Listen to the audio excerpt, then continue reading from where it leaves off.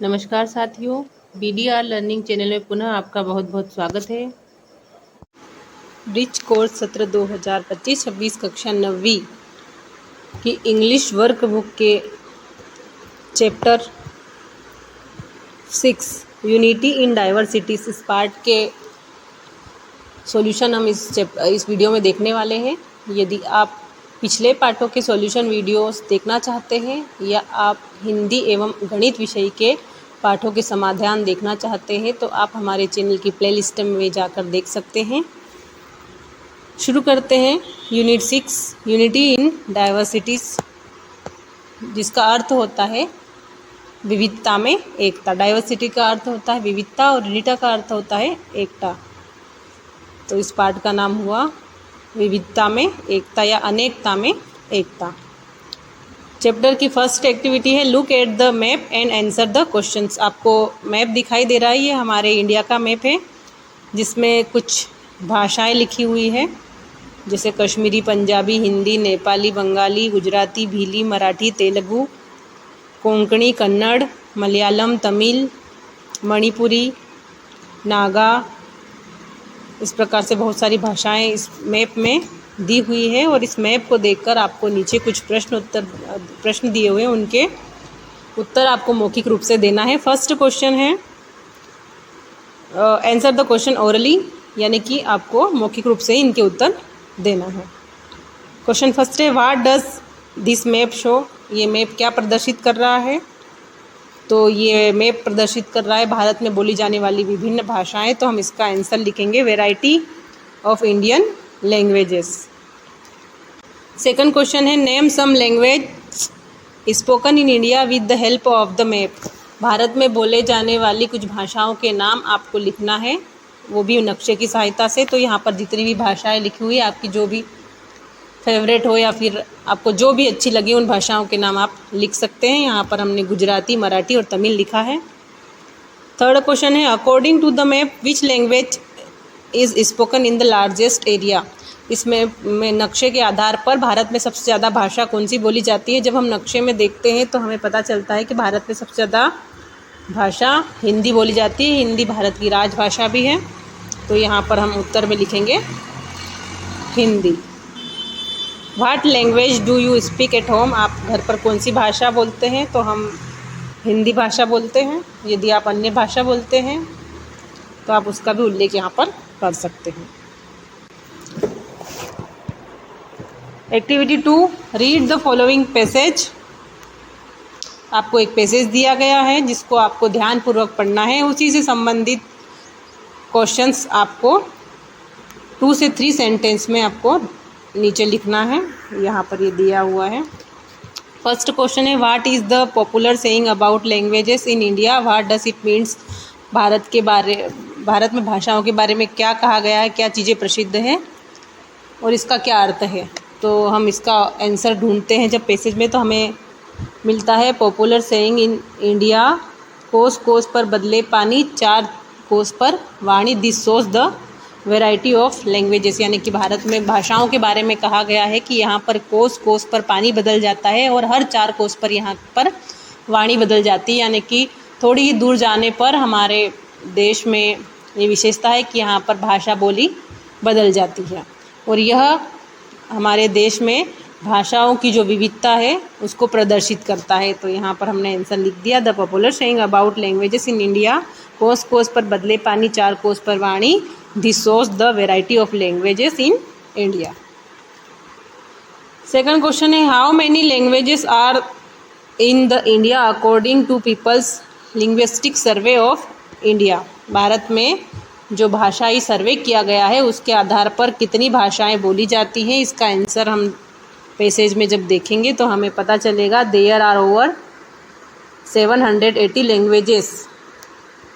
यानी कि भारत में 780 से अधिक भाषाएं बोली जाती है। हम इसका उत्तर लिखेंगे there are over 780 languages in India according to people's linguistic survey of India. Third question है which state has the highest number of languages in India. Bharat के कौन से राज्य में सबसे अधिक भाषाएं बोली जाती है? पैसेज में हम इसका उत्तर ढूंढते हैं तो हमें मिलता है कि Arunachal Pradesh has the highest number of languages, that is 90, यानी कि अरुणाचल प्रदेश जो हमारा राज्य है वहाँ पर 90 से अधिक भाषाएं बोली जाती है और वो भारत में सबसे ज़्यादा हाईएस्ट लैंग्वेजेस बोलने वाला राज्य है। The state of Arunachal Pradesh has the highest number of languages in India, ये इसका आंसर बनेगा।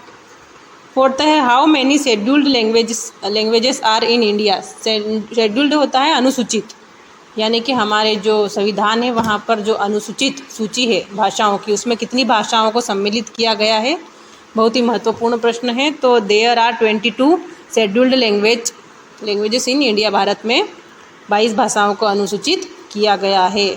यहाँ पर इसका आंसर पैसेज में भी आपको मिल जाएगा। 22 are the scheduled languages.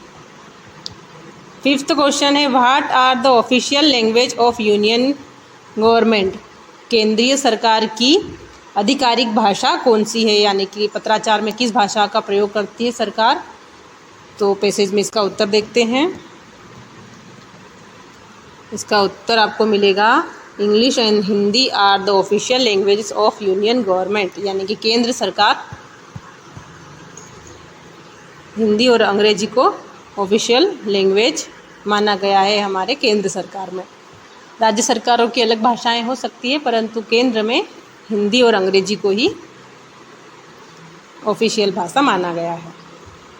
Activity 3 fill in the blanks with is are, यानी कि आपको खाली स्थानों में इज और आर का प्रयोग करना है। अब आपको थोड़ा समझा देते हैं कि इज का प्रयोग कब किया जाता है और आर का प्रयोग कब किया जाता है।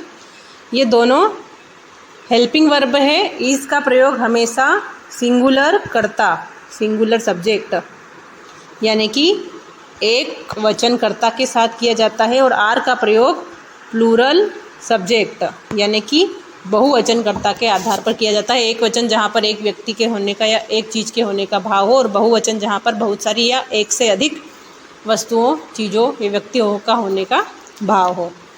तो अब आप समझ गए होंगे इज और आर का प्रयोग किस स्थान पर किया जाता है। अब सेंटेंस को पढ़ते हैं और देखते हैं हम कैसे इनका प्रयोग करेंगे।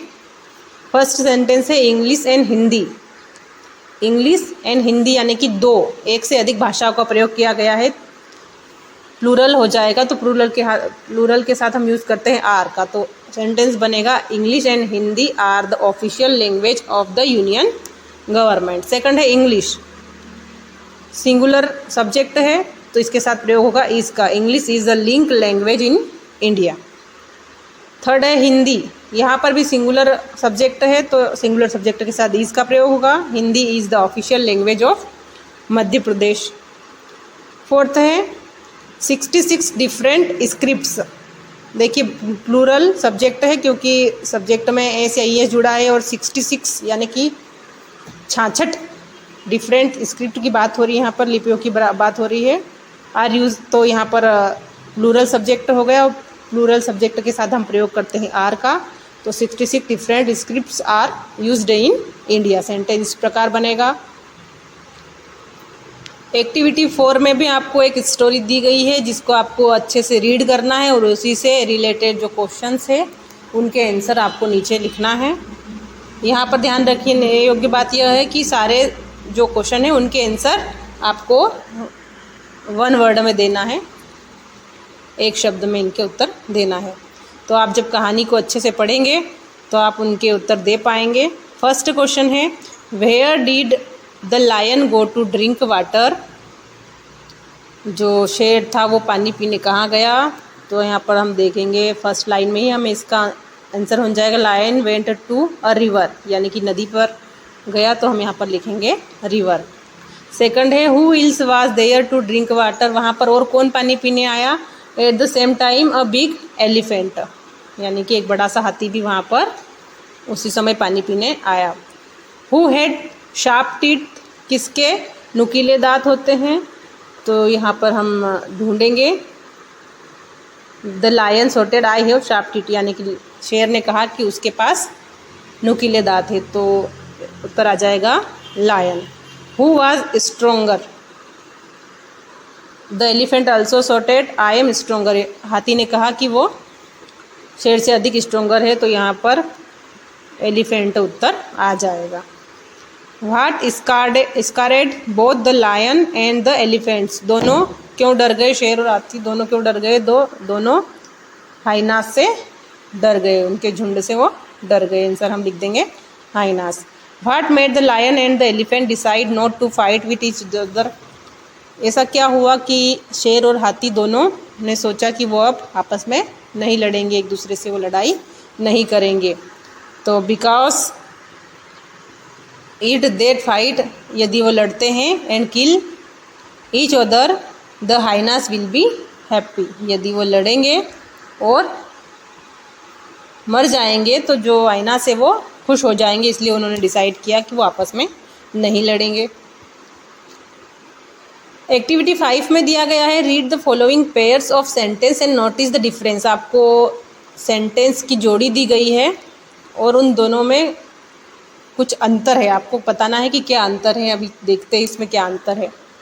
The lion told the elephant I have sharp teeth. Lion ने एलिफेंट से कहा, यानी कि शेर ने हाथी से कहा कि मेरे पास नुकीले दांत है।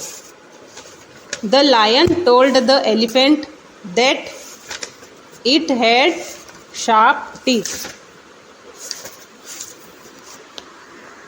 लायन ने कहा कि उसके पास शार्प टीथ है। यहाँ पर अंतर केवल यह है कि यहाँ पर डायरेक्ट स्पीच का प्रयोग किया गया है, इन्वर्टेड कॉमा लगाकर डायरेक्टेड स्पीच में लिखा गया है, और यहाँ पर इन्वर्टेड कॉमा को हटाकर दैट का प्रयोग किया जाता है। तो इस प्रकार के वाक्यों को डायरेक्ट स्पीच कहा जाता है और इस प्रकार के वाक्यों को इनडायरेक्ट स्पीच कहा जाता है। यहाँ पर एक कथन है, लायन डायरेक्ट बोल रहा है और यहाँ पर इनडायरेक्ट रूप से कहा जा रहा है उसी सेंटेंस को।